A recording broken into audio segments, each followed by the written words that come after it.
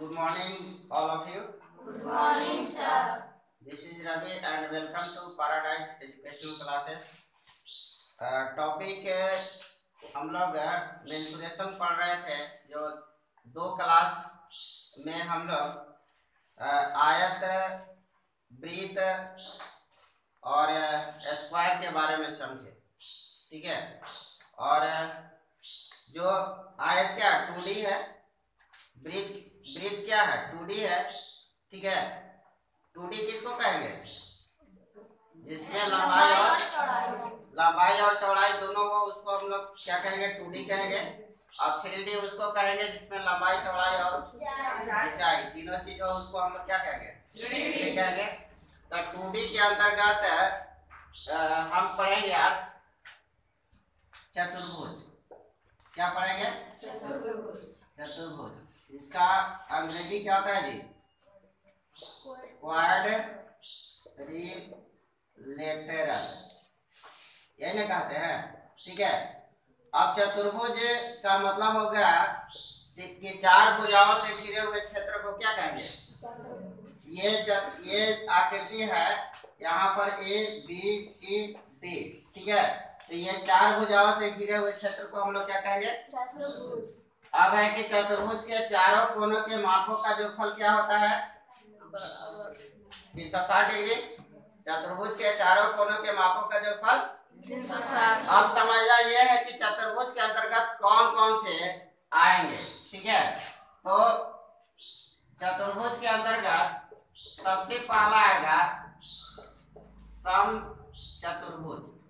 ठीक है, जिसको हम लोग क्या करेंगे? रोम्बस कहेंगे ना। ठीक है, और दूसरा होगा समानांतर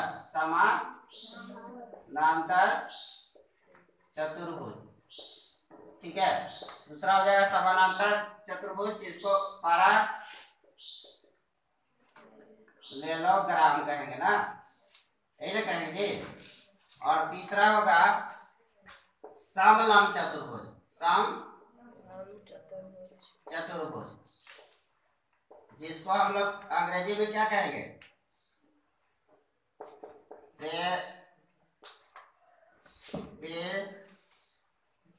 ट्रेपेजियम।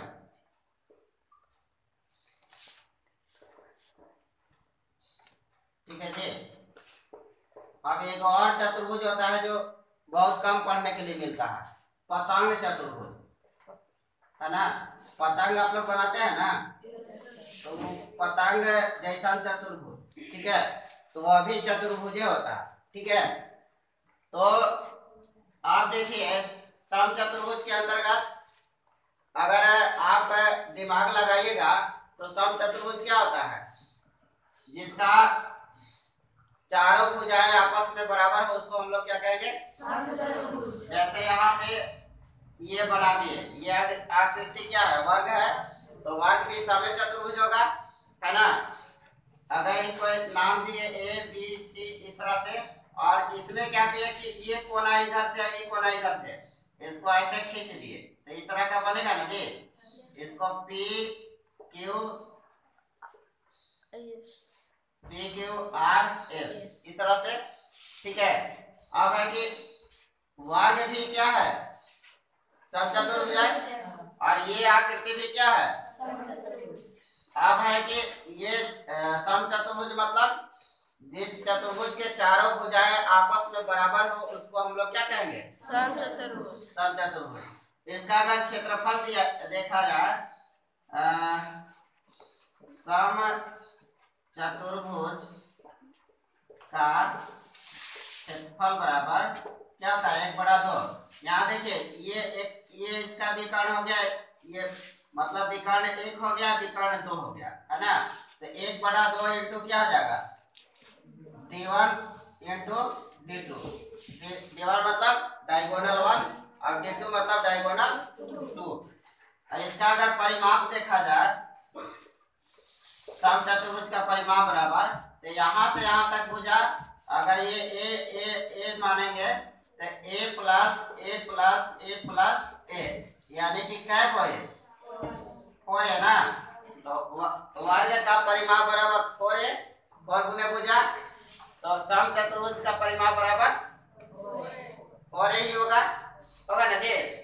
अब इसके बाद इसमें देखते हैं। अब देखिए ये वर्ग है, तो समांतर चतुर्भुज किसको कहते हैं? जिस चतुर्भुज में सम्मुख भुजाओं के दोनों युग्म समांतर हो। समांतर मतलब समझते हैं ना कि दो रेखा जब आपस में कभी एक दूसरे को काटे नहीं ऐसे, है ना। जैसे दो रेखा, यहाँ पे ये रेखा है, ये रेखा, ये सीधा सीधी आगे बढ़ाएंगे तो ऐसे जाएगा, ऐसे जाएगा।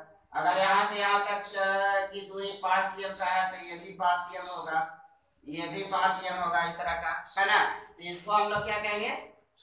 समांतर रेखा कहेंगे, ठीक है। तो जिस चतुर्भुज में सम्मुख भुजाओं के, सम्मुख भुजा मतलब सामने वाला भुजा, ठीक है ना, तो दोनों जो में समांतर है उसको हम लोग क्या कहेंगे? तो इसका मतलब ये हो गया कि वर्ग भी समांतर चतुर्भुज के अंतर्गत आएगा, क्योंकि इसका ये भुजा इसके समांतर है और ये भुजा इसके समांतर है, तो समांतर चतुर्भुज होगा ना जी। और आप देखिए सम चतुर्भुज जो है ये भी समांतरी चतुर्भुज हो जाएगा, होगा ना जी। यानी कि इसका पैरेलल ये है, इसका पैरेलल ये है ना जी। तो सम्मुख भुजाओं के दोनों युग्म समांतर हो उसको हम लोग क्या कहेंगे? समांतर चतुर्भुज। तो समांतर चतुर्भुज के साथ साथ जो है मतलब दोनों भुजा तो समांतर होता ही है, लेकिन साथ साथ इसका जो है इसका सम्मुख भुजा भी बराबर होता है। यानी कि ये भुजा के बराबर ये भुजा, इस भुजा के बराबर ये भुजा, इस भुजा के बराबर ये भुजा और ये भुजा के बराबर ये भुजा बराबर भी होता है। अब देखिए समांतर चतुर्भुज और क्या हो सकता है? तो देखिए अगर हम आयत के बारे में हम लोग पढ़े ना जी, तो जो आयत जो हो गया ये भी क्या हो गया? समांतर चतुर्भुज। और इसी को देखिए, इसको ए बी सी डी ऐसे मानेंगे, तो इसके कोना को इधर वाला कोना को इधर खींचिए, इधर वाला को इधर खींचिए, तो इस तरह का आकृति बनेगा ना, इस तरह से बनेगा ना जी। यहाँ पर इसको लिख देते हैं पी क्यू आर एस। तो ये दोनों चतुर्भुज को क्या कहेंगे? समांतर। अब है कि समांतर समानांतर चतुर्भुज का अगर क्षेत्रफल निकालना होगा तो क्या हो जाएगा जी? एल है और यहाँ पर देखो इस तरह से ऊंचाई, अगर ऊंचाई निकालना होगा तो तिरछे नहीं ना निकलेगा, सीधा ना निकलेगा जी। तो यहाँ पर अगर एच मानेंगे तो समांतर चतुर्भुज का क्षेत्रफल बराबर क्या हो जाएगा? एल इंटू एच होगा जी। लंबाई आधार गुने ऊंचाई ये भी कर सकते हैं, या लंबाई गुने ऊंचाई ये भी कर सकते हैं। आयत का क्षेत्रफल बराबर लंबाई गुने चौड़ाई, ठीक है। समांतर चतुर्भुज का क्षेत्रफल बराबर, अब इसका परिमाप देखते हैं। अगर ये एल है और मान लीजिए कि ये आपका जैसे एल है और ये जो है इसको बी मानते हैं, ठीक है, तो ये भी एल होगा, ये भी बी होगा। अगर इसका परिमाप निकालेंगे, किसका परिमाप? समांतर चतुर्भुज का। अगर समांतर चतुर्भुज का परिमाप निकालेंगे तो यहाँ से यहाँ तक की भुजा प्लस यहाँ से यहाँ तक की प्लस यहाँ से यहाँ तक की प्लस यहाँ से यहाँ तक, यानी कि देखिए परिमाप हो जाएगा क्या? एल एल 2 एल होगा ना जी, और बी बी कितना बी? 2 बी, तो एल प्लस बी यही ना होगा। यानी कि समांतर चतुर्भुज का परिमाप बराबर हो जाएगा 2 इंटू एल प्लस बी। उसी तरह से आयत का परिमाप बराबर क्या हो जाएगा? 2 इंटू लंबाई प्लस चौड़ाई। आयत का क्षेत्रफल क्या हो जाएगा? लंबाई गुने चौड़ाई, ठीक है। अब आइए समलंब में, ठीक है। तो समलंब चतुर्भुज, जिस चतुर्भुज के सम्मुख भुजाओं के एक युग्म सम्मुख भुजाओं के एक युग्म, युग्म मतलब जोड़ा है ना, सम्मुख भुजाओं के एक युग्म समांतर हो उसको हम लोग समलंब चतुर्भुज कहते हैं।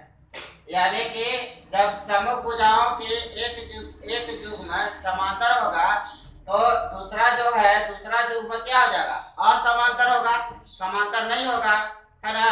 तो इसको हम लोग, इस आकृति को हम लोग क्या कहेंगे, समलंब चतुर्भुज। जिस आकृति में, जिस चतुर्भुज में सम्मुख भुजाओं के एक युग्म, एक जोड़ा समांतर हो उसको हम लोग क्या कहेंगे, समलंब चतुर्भुज कहेंगे। ठीक है, तो समलंब चतुर्भुज का अगर हाइट निकालिएगा तो यहाँ से ऐसे होगा, है ना, इस तरह से यहाँ पे n अगर लिख देते हैं तो ये हाइट हो जाएगा। ठीक है ना, ये क्या हो जाएगा, हाइट मतलब ऊंचाई। अगर इसका क्षेत्रफल निकालना होगा, समलंब चतुर्भुज का क्षेत्रफल बराबर क्या होगा, 1/2 लिखेंगे और इसके बाद हाइट लिखेंगे, हाइट ऊंचाई लिखेंगे, इनटू हो जाएगा क्या, समांतर भुजाओं का जोड़। यानी कि ये भुजा के समांतर ये भुजा है ना, तो AB प्लस क्या हो जाएगा, BC। ठीक है, समझ में आ रहा बात। और अगर इसका परिमाप निकालेंगे तो यहाँ से यहाँ तक प्लस यहाँ से यहाँ तक प्लस यहाँ से यहाँ तक प्लस यहाँ से यहाँ तक, है ना, ये परिमाप हो जाएगा। ठीक है, कोई दिक्कत। अब पतंग चतुर्भुज देखिए इस तरह का होता है। पतंग चतुर्भुज जो है इस तरह से होता है, ऐसे। ठीक है, ABCD। तो इसमें क्या होता है कि पतंग तभी बनता है जब ये भुजा के बराबर ये भुजा होना चाहिए, है ना, इस भुजा के बराबर ये भुजा होना चाहिए। इसको ये भुजा मिल गया है यहाँ पे और ये भुजा मिल गया यहाँ पर, है ना, दोनों के लिए मिलान बिंदु क्या है, ए है। ठीक है ना, तो ए इस तरह से यहाँ पर इसका ये भुजा और ये भुजा अगर बराबर हो और ये भुजा बराबर हो तो इसको हम लोग क्या कहेंगे, क्या कहेंगे जी, पतंग चतुर्भुज। तो मुख्य रूप से चतुर्भुज जो है कि कितने तरीका का होगा, 4 तरीका से, है ना।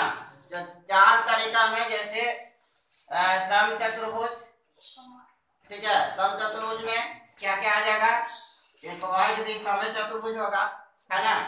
समांतर चतुर्भुज में क्या आ जाएगा, वर्ग भी आएगा, आयत भी आएगा, है ना, और ये जो आकृति है ये भी आएगा, है ना, समझ में आ गया। तो समांतर सम चतुर्भुज उसको कहते हैं जिसका चारों भुजाएं आपस में बराबर हो, उसको हम लोग क्या कहेंगे, सम चतुर्भुज।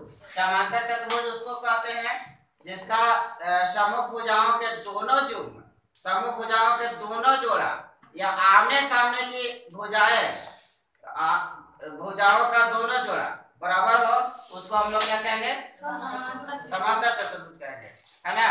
और समलंब चतुर्भुज जिसका सम्मुख भुजाओं के एक जोड़ा समांतर हो, जिस चतुर्भुज में सम्मुख भुजाओं के एक जोड़ा समांतर हो उसको हम लोग क्या कहेंगे, समलंब चतुर्भुज कहेंगे, है ना। और पतंग चतुर्भुज किसको कहते हैं, जिसका आसन भुजाओं का युग्म जो है कि आसन भुजा, देखिए ये भुजा यहाँ मिला है, ये भुजा यहाँ मिला है, तो इसको हम लोग आसन भुजा कहेंगे ना।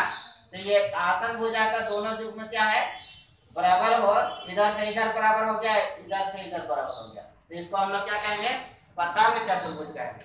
समझ में आ रही बात, ठीक है। किसी सम चतुर्भुज, चतुर्भुज कैसा है, सम है ना, का परिमाप 40 सेंटीमीटर है, इसके एक विकर्ण की लंबाई दिया हुआ है 12 सेंटीमीटर, तो दूसरे विकर्ण की लंबाई निकालना है। ठीक है, सम चतुर्भुज मतलब ये चतुर्भुज ना, इस तरह का चतुर्भुज ना, ABCD, इसका परिमाप दिया हुआ है कितना, 40। तो 40 सेंटीमीटर परिमाप है, तो इसका भुजा क्या हो जाएगा, 4 से भाग दे देंगे। ठीक है ना, 4 से क्यों भाग देंगे, क्योंकि समचतुर्भुज के सभी भुजाएं आपस में क्या होते हैं? बराबर होते हैं, इसलिए 4 से भाग दे देंगे। ठीक है, तो क्या आ जाएगा? एक भुजा आएगा और एक विकर्ण इसका दिया हुआ है, यानी कि यहाँ से यहाँ तक और यहाँ से यहाँ तक। ठीक है, एक विकर्ण मान लीजिए कि इसको मान लेते हैं ये 12 है निधि, तो ये पूरा 12 हुआ तो ये 6 हो गया, इधर 6 में बढ़ जाएगा, बढ़ेगा ना। और यहाँ पे ये पता दी। ठीक है, तो सबसे पहले क्या करेंगे?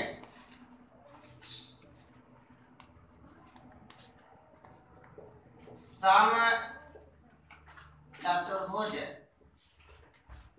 का परिमाप बराबर क्या?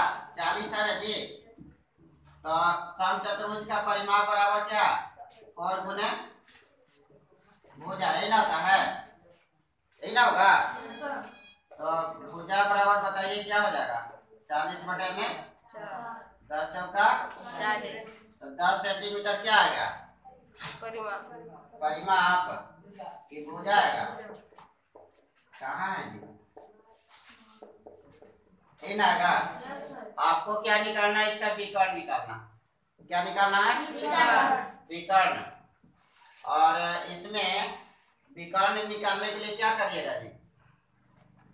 क्योंकि हमको ये जो सम चतुर्भुज के जो विकर्ण होता है एक दूसरे को क्या करता है? समकोण पर समद्विभाजित करता है ना।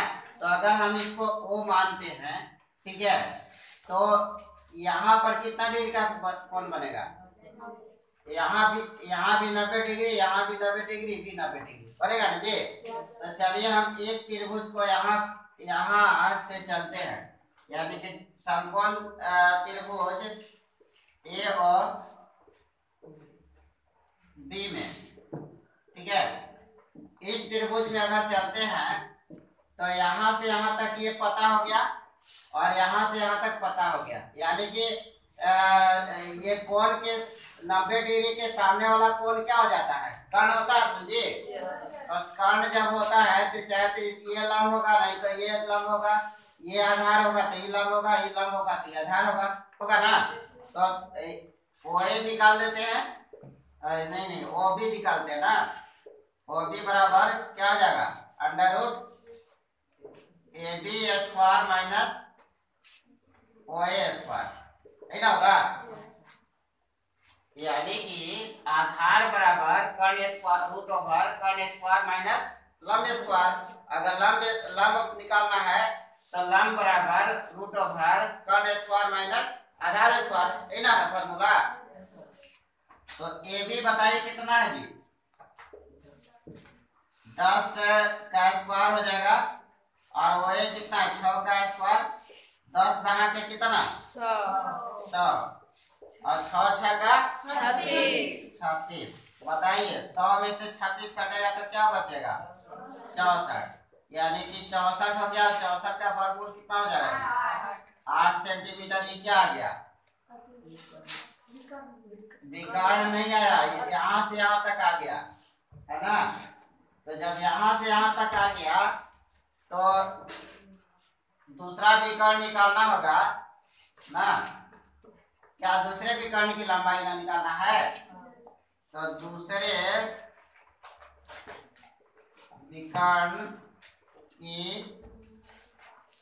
लंबाई बराबर बताइए क्या हो जाएगा? लंबाई दूसरे विकर्ण क्या है इसमें? BD है ना जी। BD बराबर क्या हो जाएगा? 2 में 8 से गुना करेंगे, होगा ना जी। 2 में 8 से क्यों गुना करिएगा? क्योंकि सम चतुर्भुज में विकर्ण जो है एक दूसरे को समकोण पर समद्विभाजित करता है। समकोण पर समद्वि मतलब बराबर बराबर 2 भाग में ये जो है कि बांट रहा है और यहाँ पे 90 डिग्री का कोण बन रहा है। और ये अगर यहाँ पे ये काट दिया एक दूसरे को तो ये भुजा बराबर ये भुजा होगा, इस भुजा के बराबर ये भुजा होगा। ठीक है ना, इसलिए जो है कि 2 से गुना होगा। 2 से क्यों गुना हुआ समझ में आ गया? ठीक है, बना लीजिए।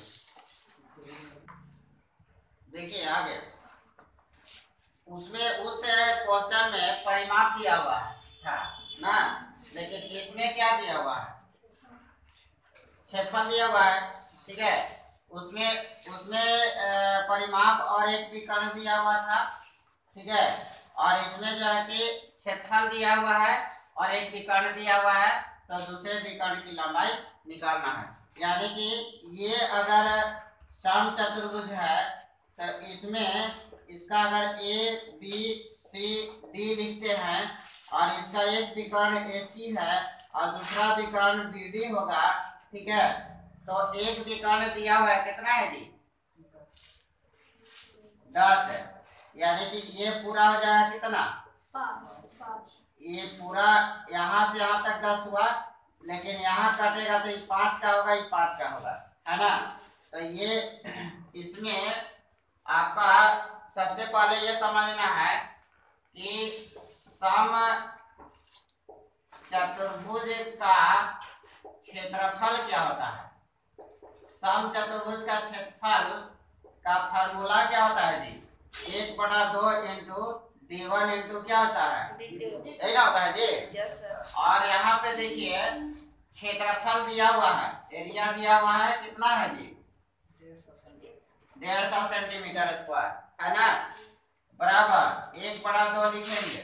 और D1 दिया हुआ है, कितना D1, तो 10 लिखिएगा, और D2 पता नहीं तो छोड़ देते हैं। ठीक है, अब क्या करेंगे, काटिए, 2 बचे कितना हो जाएगा, 10 होगा ना। अब अगला बार में क्या करिएगा, 150 बराबर इसमें क्या बच गया, 5D2 हो गया, ये ना बचेगा। और D2 निकालना होगा तो बताइए क्या हो जाएगा, 150 बटे में 5 कितना होगा, 30 बटे 150 ना। D2 बराबर कितना हो जाएगा, 30 सेंटीमीटर। और यही दूसरा विकर्ण हो गया, है ना, ये दूसरे विकर्ण की लंबाई हो जाएगा। ठीक है, D2, कोई दिक्कत, यही हो गया आंसर। आगे देखिए, पहले क्वेश्चन में परिमाप दिया हुआ था, क्या निकालना था, विकर्ण, दूसरे विकर्ण की लंबाई निकालना था ना। परिमाप और एक विकर्ण दिया हुआ था, दूसरे विकर्ण की लंबाई निकालना था। दूसरा में क्षेत्रफल दिया हुआ था, एक विकर्ण की लंबाई दिया हुआ था और दूसरे विकर्ण की लंबाई निकालना था। अब तीसरा में देखिए, तीसरा क्वेश्चन में विकर्ण दोनों दिया हुआ है ना, और आपको परिमाप निकालना है। समचतुर्भुज का विकर्ण दिया हुआ है और क्या निकालना है आपको, परिमाप। तो सबसे पहले ये समचतुर्भुज है और इस समचतुर्भुज में ABCD नाम लिख देते हैं, और एक विकर्ण AC हो गया और दूसरा विकर्ण BD हो गया। ठीक है जी, अब दोनों विकर्ण दिया हुआ है, ये कितना का है, ये पूरा 24, बड़ा वाला कौन है जी, ये वाला है ना, ये 24 का है तो ये 12 का होगा, 12 cm का, ये भी 12 cm का, है ना। और ये 10 का है तो ये 5 cm का होगा और ये 5 cm का होगा ना जी। तो ये इतना बात दिया हुआ, परिमाप निकालना। तो परिमाप के लिए क्या चाहिए, भुजा चाहिए, भुजा चाहिए ना। तो भुजा चाहिए तो यहाँ पे ध्यान देने वाली बात है कि समचतुर्भुज के जो विकर्ण होता है एक दूसरे को समद्विभाजित करता है, और साथ साथ जो है कि जहाँ पे कोण बना रहा, काट रहा है, वहाँ पे 90 डिग्री का कोण बनता है ना। मतलब कि समचतुर्भुज के विकर्ण जो होता है समकोण पर समद्विभाजित करता है ना। समचतुर्भुज का विकर्ण समकोण पर क्या करेगा, समद्विभाजित करेगा, बराबर बराबर 2 भाग में बांटेगा। तो आप देखिए, ये यहाँ से यहाँ तक पूरा 10 है तो ये 5 का होगा, यहाँ से यहाँ तक ये 24 का है तो ये क्या हो जाएगा, 12 का होगा। आप देखिए, ये पता है, ये पता है, तो इसके सामने वाला ये क्या हो जाएगा, ये भी क्या हो जाएगा, कर्ण हो जाएगा ना जी। तो अगर हम यहाँ पे वो इसको मानते हैं और ट्रायंगल, यानी इसको लिख दीजिए कि समकोण त्रिभुज A और B में, ठीक है, तो AB क्या हो जाएगा, कर्ण हो जाएगा ना। AB बराबर अंडर रूट हो जाएगा, कर्ण बराबर क्या हो जाएगा, √1 लंब स्क्वायर प्लस तो लंब चाहे इसको मानिए या इसको मानिए, एक बात है ना। तो यहाँ इसमें क्या हो जाएगा, OA का स्क्वायर प्लस OB का स्क्वायर, है ना होगा जी। तो बताइए OA कितना है, यहाँ से यहाँ तक कितना है जी, 5 का स्क्वायर, और यहाँ से यहाँ तक कितना है 12 का स्क्वायर।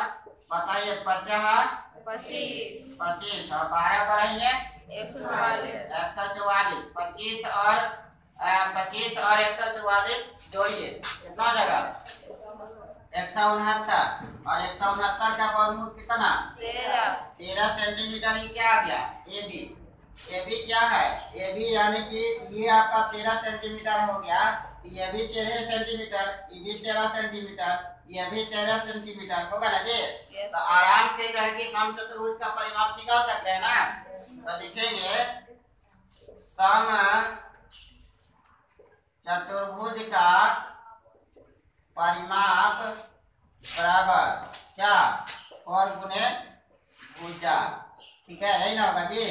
तो और गुने कितना, तो 13 चौका कितना 52 सेंटीमीटर स्क्वायर की सेंटीमीटर है सेंटीमीटर। परिमाप को सेंटीमीटर में लिखेंगे, क्षेत्रफल को स्क्वायर में। इस क्वेश्चन में देखिए एक वर्ग की परिमाप 24 मीटर है ना, और दूसरे वर्ग की परिमाप कितना है 32 मीटर, और एक वर्ग जिसका क्षेत्रफल दोनों वर्गों के क्षेत्रफल के बराबर है। जैसे मान लीजिए कि ये एक वर्ग है जिसका परिमाप कितना 24 का है,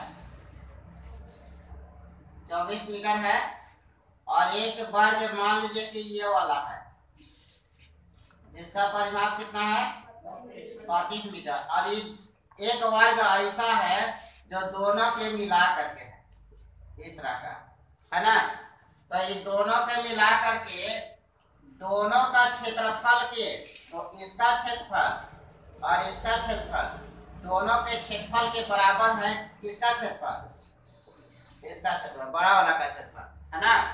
छोटा वाला का क्षेत्रफल प्लस बड़ा वाला का क्षेत्रफल दोनों के क्षेत्रफल के बराबर है। किसका क्षेत्रफल, सबसे बड़ा वाला का क्षेत्रफल, तीसरा का क्षेत्रफल, तीसरा भाग सबसे बड़ा होगा ना। यस। तो क्या क्या दिया हुआ है, एक वर्ग का परिमाप 24 मीटर है, तो इसका भुजा निकालना होगा तब ना क्षेत्रफल निकलेगा। दूसरे वर्ग की परिमाप दिया हुआ है, तो इसका भी भुजा निकलेगा तब क्षेत्रफल निकलेगा, ऐसा बात है ना। यस। तो देखिए यहाँ पे एक वर्ग की भुजा बराबर क्या होगा, परिमाप बटे में 4, है ना होगा। तो 24 बटे में 4 यानी कि कितना 6 सेंटीमीटर, ठीक है। तो इसका क्या निकाल दीजिएगा, क्षेत्रफल निकाल दीजिए तुरंत से। तो क्षेत्रफल हो जाएगा भुजा स्क्वायर, तो 6 गुने 6 6 36, या ऐसे लिख दीजिए 6 के स्क्वायर। अब 6 में 6 से गुना करेंगे तो 36 सेंटीमीटर स्क्वायर ना जी, यस। वर्ग सेंटीमीटर होगा ना। अब आइए दूसरे वर्ग के लिए, दूसरे वर्ग की भुजा बराबर, दूसरे वर्ग की परिमाप कितना है 32, 32 बटे में क्या हो जाएगा 4, तो कितना हो जाएगा 8 चौका 32, 8 सेंटीमीटर, वर्ग सेंटीमीटर ना, नहीं मीटर ना जी, सेंटीमीटर में नहीं मीटर में है। ये मीटर हो गया, 36 वर्ग मीटर स्क्वायर लिखिए या वर्ग मीटर लिखिए, ठीक है ना। और ये कितना हो जाएगा 8 मीटर, 8 मीटर हो गया। तो इसका क्षेत्रफल, इसका भी क्षेत्रफल निकाल दीजिए। क्षेत्रफल बराबर क्या भुजा स्क्वायर ना, तो क्या हो जाएगा 8 का स्क्वायर 8 या 64 मीटर स्क्वायर, ठीक है। अब देखिए, इसका क्षेत्रफल प्लस इसका क्षेत्रफल बराबर किसका क्षेत्रफल? बड़ा वाला का क्षेत्रफल है। तो लिखेंगे बड़े वर्ग का क्षेत्रफल बराबर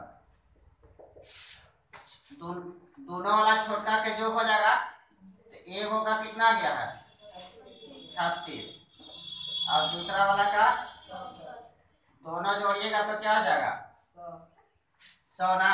अब बड़े वर्ग का क्षेत्रफल बराबर क्या हो जाएगा भुजा स्क्वायर हो जाएगा ना, यानी कि भुजा स्क्वायर बराबर कितना आ जाएगा 100, और भुजा बराबर क्या हो जाएगा इसका रूट हो जाएगा ना 100 का। तो बड़े वर्ग की भुजा बराबर बताइए क्या हो जाएगा 10 ना जी। तो क्या निकालना है परिमाप निकालना है। 10 मीटर ये क्या आ गया भुजा आ गया बड़े वर्ग का, यानी कि ये 10 मीटर आ गया, ये भी 10 मीटर होगा, ये भी 10 मीटर होगा, और ये भी 10 मीटर होगा ना जी। तो बड़े वर्ग का परिमाप निकाल देते हैं। परिमाप बराबर बताइए क्या होगा 4 गुने भुजा, यही ना। तो 4 इंटू 10, 10 चौका 40 मीटर की मीटर स्क्वायर मीटर ना, यही हो गया।